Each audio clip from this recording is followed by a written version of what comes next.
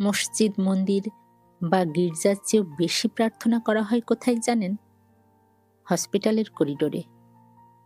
এখানে কোনো গরিব ধনী নেই। ওই ওটির দরজার বাইরে কোটিপতি আর ভিখারি দুজনেই সমান অসহায়।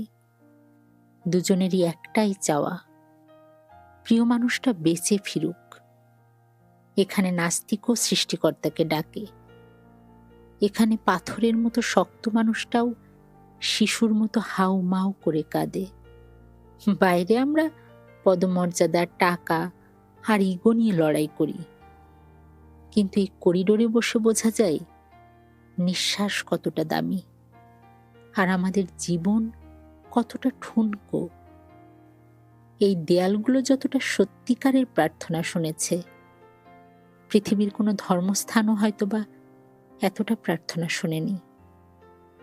হসপিটালের বেডে শুয়ে বোঝা যায় সুস্থ থাকাটা পৃথিবীর সবচেয়ে বড় ঐশ্বর্য।